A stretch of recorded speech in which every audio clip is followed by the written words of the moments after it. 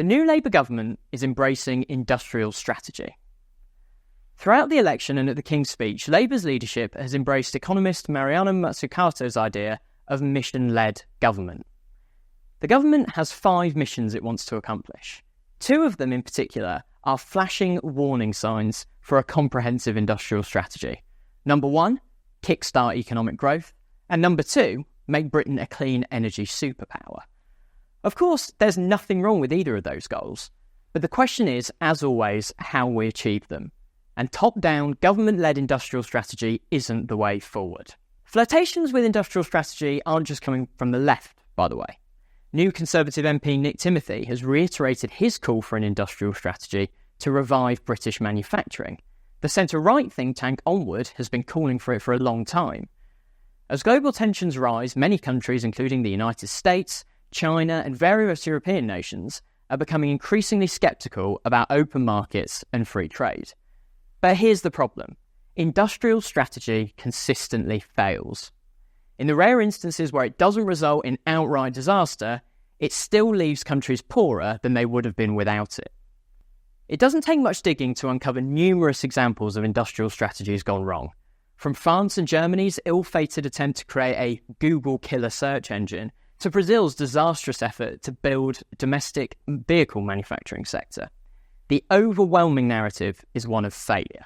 Yet, some argue that industrial strategy has been key to the economic success of certain Asian nations like South Korea and Singapore, particularly in the latter half of the 20th century. However, a closer look reveals that these experiments weren't quite as successful as they might seem. Yes, South Korea experienced remarkable economic growth during its period of industrial strategy, and it's true that the government employed restrictions and subsidies to boost heavy industry. But using this as a case for industrial strategy is a simplistic reading of the facts. To truly assess the success of any policy, we need to apply a timeless economic principle, famously articulated by the French economist Frédéric Bastiat. The difference between the seen and the unseen. Bastiat illustrated this with a metaphor. Imagine someone throws a brick through a bakery window. That does create work for the glazier who fixes it. One might say that the act of throwing the brick through the window stimulated economic activity by creating that job. But this overlooks the unseen costs. The things the baker could have done with that money had his window not been broken. Perhaps he would have bought a new oven to expand his business, or invested in something else to benefit his customers or his own life. These are the unseen losses caused by that broken window. Similarly, when we evaluate the success of industrial strategy in Asia, the key question isn't whether government spending generated some economic growth, but whether that spending could have produced better outcomes if it was allocated differently. During the 1960s and 70s, South Korea's most vibrant economic growth came from labour-intensive sectors like clothing, footwear and plywood manufacturing, areas that thrived without state support. In contrast, between 1974 and 1982, when industrial strategy was at its peak, productivity in state-backed heavy and chemical industries lagged behind those of under-supported sectors.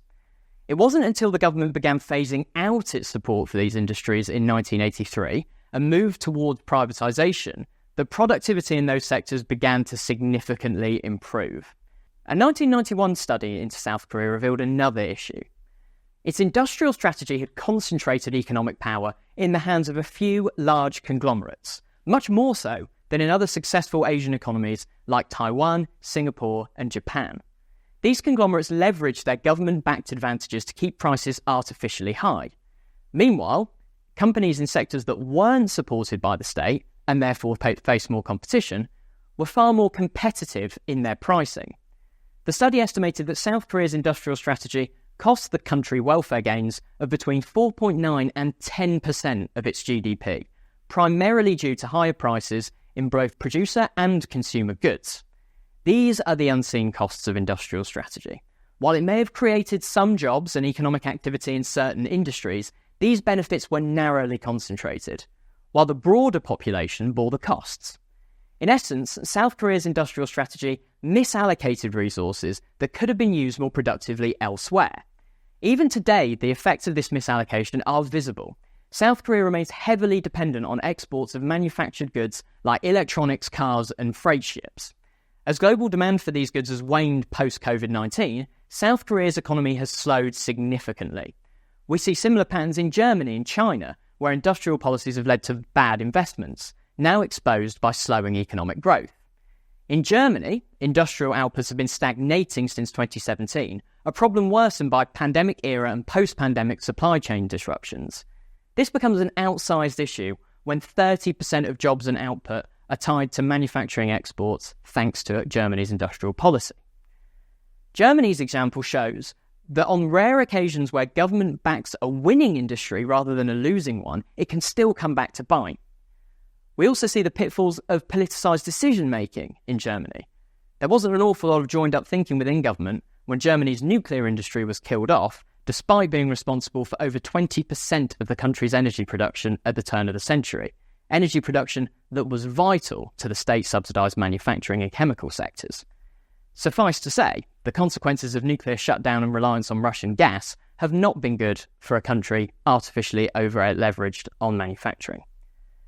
Chinese industrial policy was one of the key reasons why many people thought that the People's Republic's economic model might even beat those of Western liberal countries.